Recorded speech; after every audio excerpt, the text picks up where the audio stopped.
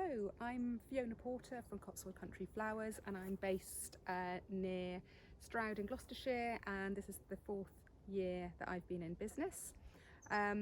So one of the showstoppers in my garden is the sweet pea arch, and touch wood, so far so good.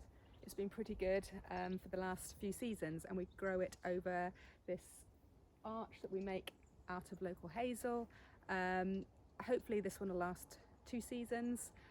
It just depends on how robust it is and how it weathers the winter, because it does get a little bit brittle.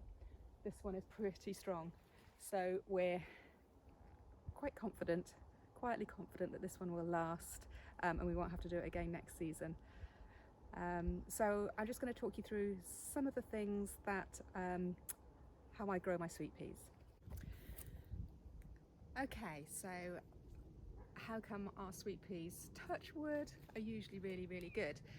So first thing is that in the winter we do dig a trench, and we do put a nice steep layer of well-rotted manure in that trench. So that happens every year for starters. So that means that the sweet peas have something well mulched that will keep the moisture in, because they hate drying out, the sweet peas. The other thing that we invested in, or I invested in a couple of years ago, was just in this section of my garden. This is the only section that I've got a little bit of irrigation in. So it goes along either side of the sweet pea arch, and then it goes along these beds here as well. So again, that helps, means I don't have to think about watering. Just a little bit of irrigation every day seems to make the difference. We have just had a lovely lot of rain, and that makes a big difference. So we're end of July now. These are outdoor grown, and I've got some really good stem lengths now. Next week they might be half the size, who knows.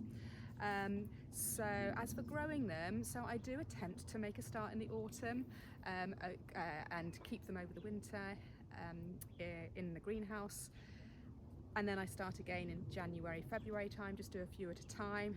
To be honest, they all seem to catch up. The autumn ones do definitely get a bit of a head start, but as far as flowering is concerned, again, they start a little bit ahead, but I don't really think it makes a massive difference.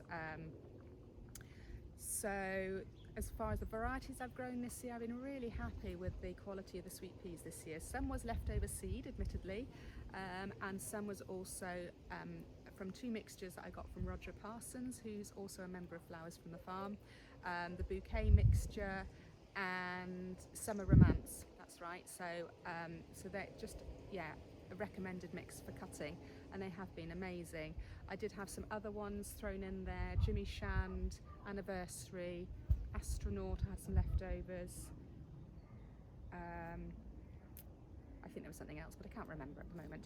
So, and I've just got a lovely mix of colours. Most people that know me know that I tend to grow quite bright and vibrant flowers, so I was very controlled, and I've got a lot of pastels in this mix, and they are lush, I have to say. So it's just been an absolute joy to be able to include these in my bouquet deliveries that I've done a lot of, obviously, since coronavirus started. Yeah, so it's just been a real bonus, and obviously filling my house with lovely lots of sweet peas as well. Other thing I was going to show you as well is, as far as tying is concerned, these little clips are a godsend. Clips which I save year on year, so I do rescue them, and they are fantastic for just tying in the sweet peas. So I can just easily hook them around a sweet pea and then round a branch or whatever it is that you're using as support. Incidentally, I've got this jute string netting which I got from Gardening Naturally, which are an online company.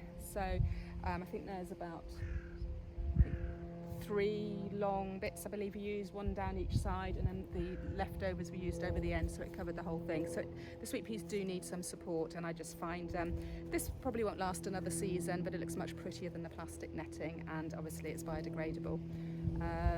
So yeah, well worth doing that as well, so the peas have got a nice support. I do attempt to try and remove the tendrils when they start growing, but it gets to a stage I just can't keep up. So yeah, that goes by the way, unfortunately, but I do attempt to do that to start with.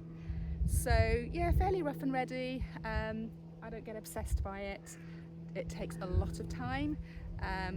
yeah, very time consuming dealing with your sweet peas, to keep cutting them so that they don't go to seed. But oh, when you smell them, particularly in the evening when you're going down the sweet pea arch, it's just yummy. Okay, I hope that was interesting, and I hope you've learned something and been inspired, and give it a go next year.